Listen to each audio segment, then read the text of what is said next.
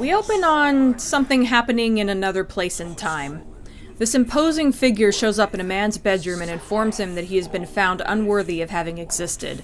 Is that you, Mother? I don't want to know why this guy has toilet paper on his nightstand. The figure declares that the man will now be erased from history and replaced with someone else who never had a chance at life. All that remains is to delete your physical form. On Starbug, Lister is reading a comic book adaptation of Virgil's Aeneid. This wooden horse of Troy malarkey. I'm not buying that. It's one of the most famous military maneuvers in history. It might be famous, but it's a myth, Rimmer. A huge wooden horse.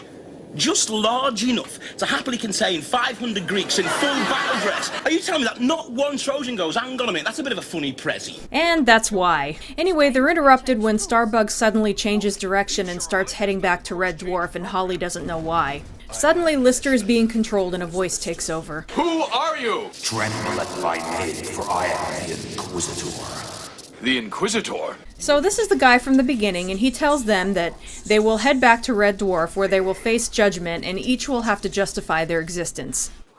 So Crichton has heard of the Inquisitor, and he shares the legend with everyone. A self-repairing simulant who survives to the end of eternity. After millions of years alone, he finally reaches the conclusion that there is no God, no afterlife. But where would all the calculators go? Anyway, the legend goes that the droid went around through history, erasing anyone who he deemed unworthy. And replaces them with those that never had a chance of life. The unfertilized eggs, the sperms that never made it. As we saw in the beginning. I mean, who's to say what's worthless? Of course, this sets off a conversation about what makes a person worthy. The criterion is not fame, it is simply to have lived a worthwhile life. Why did no one mention this before? That the object was to lead a worthwhile life. I could have done something about it. Because for most people, that would go without saying. Sir, you don't have to be a great philanthropist or a missionary worker. You simply have to seize the gift of life. Oh, God. Simply have to have led a life that wasn't totally egocentric, vain, and self-serving. Yep, Rimmer is clearly screwed. By the way, this is off topic and kind of nitpicky, but I hate that Rimmer is wearing the green uniform again. I know why they did it, and I'll point it out later when it's revealed, but the lack of consistency there bugs me. Rimmer's uniform changing from one season to the next is fine, but with how he's such a stickler for protocol, it's a bit odd for him to randomly switch uniforms just because he felt like it one day. See me now and tremble.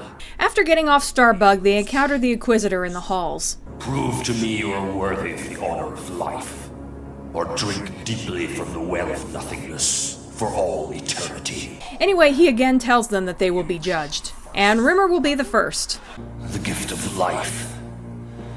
Tell me, what have you done to deserve this? And he is surprisingly brave in that he questions what gives the Inquisitor the right to make that demand. Your magnificence. Of course, he's cowardly in the way that he presents the question, but I'm still kind of impressed that he said it. Rimmer asks how he'll get a fair trial, and there's an interesting reveal into how this is going to work. Your judge shall be... Yourself. Yeah, interesting. Oh, Smeg. Oh, Smeg indeed, matey. Everyone is judged by their own self? You know, I tend to sometimes get this episode confused with Justice because it has the same kind of system where the person put on trial essentially judges himself. In that episode, Rimmer was punished because he felt responsible for the deaths of the Red Dwarf crew, not because he actually caused it. That same kind of idea is going to come into play in this episode too, but maybe not in the way that you expect. In my way, I've tried to lead a good life. When? Yeah, you can't bullshit yourself, Rimmer. Justify yourself. But anyway, he comes in with the Freudian excuses as usual. My father was a half-crazed military failure. My mother was a bitch queen from hell. Yes, I admit I'm nothing. But from what I started with, nothing is up. And here's another one of my favorite cat scenes. Justify your existence. I've given pleasure to the world because I have such a beautiful ass. Seriously, that is a shining moment for him. Some might say I'm a pretty shallow guy, but a shallow guy with a great ass. Next up is Crichton. Justify yourself. I'm not sure I can. Interestingly, he can't justify himself because anything good he does has been programmed into him, so he can't really take credit for it. And yet, in his own polite-sounding way, Crichton manages to get a little dig on the Inquisitor. In a human, this behavior might be considered stubborn, but I am not human, and neither are you, and it is not our place to judge them. I wonder why you do. And finally, Lister. Get out of this one, Smeghead. The idea that he has a lot of untapped potential comes up, but he gives no fucks. So justify yourself. Spin on it. Back in that hallway they were in earlier, the Inquisitor announces that he has made his judgment and... 2 of you have failed to become that which you might so easily have been. Predictably, Rimmer and the cat disappear. But not for the reason you might be thinking. I'm afraid it is we who are to be erased. Ah, the cat has led a more worthwhile life than either of us. He is a shallow and selfish creature. By their own low standards, they have acquitted themselves. Cat lives by his own rules, baby. By the way, there's an amazing outtake that goes with that scene. I guess they were still setting up or something and everyone just gets goofy. Rimmer makes faces at the camera and Cat flips him off when he's not looking. Our lives are being undone. Anyway, Lister and Crichton have now been erased and replaced in their own timelines, and now the Inquisitor just has to kill them. Suddenly, a second Crichton shows up behind Inquisitor, cuts his hand off that has the glove with all his powers in it, and kicks it over to our Lister and Crichton. It turns out that this Crichton is from the future, and he tells them that they are supposed to alter the glove. I'm afraid we get killed. While I'm standing here explaining this to you, the Inquisitor jumps me from behind, like this. Future Crichton is killed in a pretty nasty way. He's just killed you, Crichton, sir. We have to go. Our Lister and Crichton run off as the Inquisitor regenerates his hand. They try to go through a door, but since they have been erased from history, they are no longer recognized as who they are, so they can't go through. I have no record of your palm print. Holly releases tear gas and sets off alarms, alerting Rimmer and Cat to their whereabouts. Move so much as an eyebrow, boy, and you dog me. What? It's us. Who are you people and what do you want? And this is apparently why Rimmer was wearing the green uniform earlier. Same reason why Cat's outfit changed also. So he could wear the red one to signify that he's from a different timeline, even though he normally now wears the red one in the main timeline. I know that bugs me more than it should, but it still bugs me. Anyway, Rimmer and Cat don't recognize Lister and Crichton and may end up shooting them. If you do know me, you'll know I'm a kind of rough and tumble, hardened astro, ex-marine type guy. You do not try me.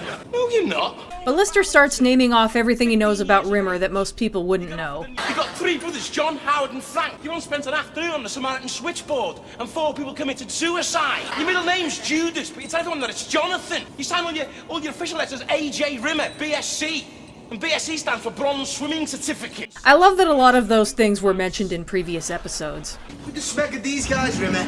And now, alternate Lister and Crichton show up. Who the smeg are you? I the smeg 'em, Lister. Of course, Rimmer still wants to shoot our Lister and Crichton. Rimmer, for smeg's sake. I think we should take the lift, put him on the security deck, and stick him in the brig. For once, Trans Am Wheel Arch Nostrils is right. I can't decide if that tops Grand Canyon nostrils or not. Anyway, the Inquisitor shows up and starts shooting wildly at them, inadvertently taking out alternate Crichton and alternate Lister. Our Crichton and Lister go back, and Lister finds something that he's going to reveal in a minute. Look, turn around. Oh, what? Trust me, you don't want to know. They make it back to that door they couldn't open earlier, but Lister has a plan. Logically, sir, there is only one way you could possibly have opened that door. I feel quite nauseous. Sir, you've got it in your jacket! So Lister and Crichton have been shackled together all this time, and now that they're safe for the time being, they're trying to break out of them. Lister is beginning to despair, but Crichton isn't afraid of death due to being a mechanoid. For myself, death holds no fear. But Lister knows that isn't true, and now he's lamenting the fact that he helped Crichton break his programming and made him more than a mechanoid. Crichton, I know when you're lying. Your right foot jiggles. Nonsense.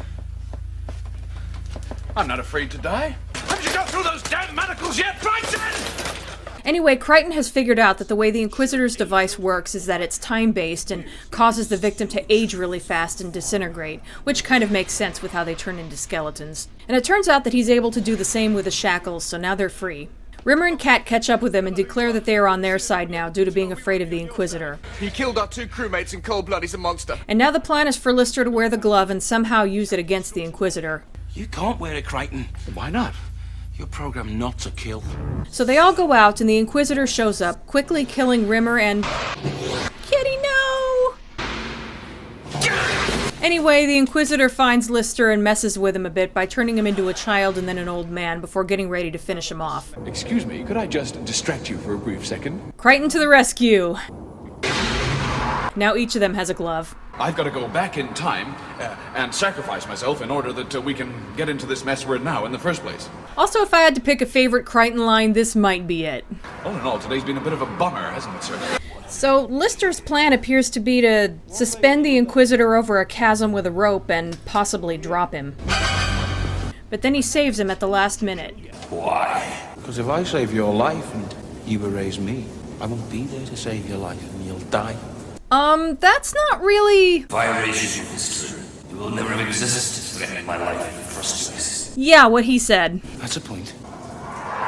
So the Inquisitor ends up erasing himself from history because Crichton had reprogrammed the glove to shoot in the opposite direction. So Lister actually knew what he was doing the whole time, and the bit before where he mistakenly thought he was saving himself was a red herring. Go Lister. And now the timeline corrects itself, Crichton returning, followed shortly by Rimmer and Kat. And I'm going to complain about costumes again, because shouldn't they both have their old costumes back on since they're supposed to be returning from the main timeline? Oh well. I believe this is an appropriate juncture for you to give me 5, sir. I can give you 15. Classy. And so ends The Inquisitor. Despite my nitpicking and how I confuse it with Justice, I honestly do love this episode. I've said it before, but it bears repeating. I love it when the show gets all philosophical, and the discussion about how one defines whether they've lived a full life is really interesting. This show really is more than the sum of its parts. Kind of like Lister. This probably isn't the first episode to talk about how he's basically brilliant but lazy, but it really hits on it. Lister's judgment basically revealed that even he knows that he could have been more than what he has become. And as the series goes on, we'll see Lister doing more and more things that we would not have guessed he'd be capable of.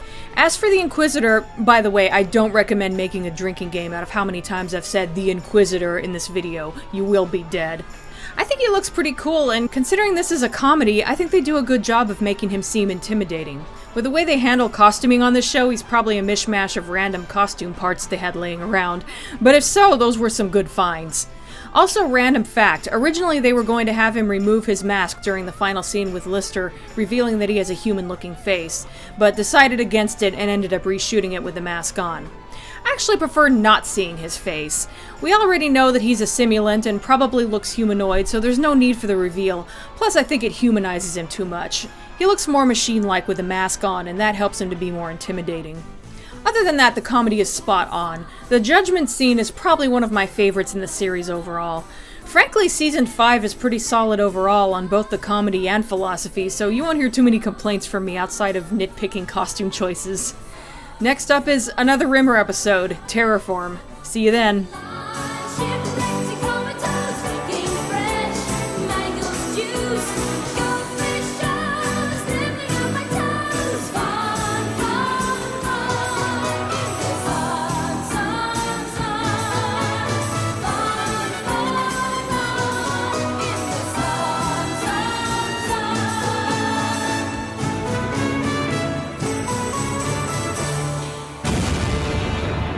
Just because I haven't written any symphonies or painted the Sistine Chapel, that makes me prunable.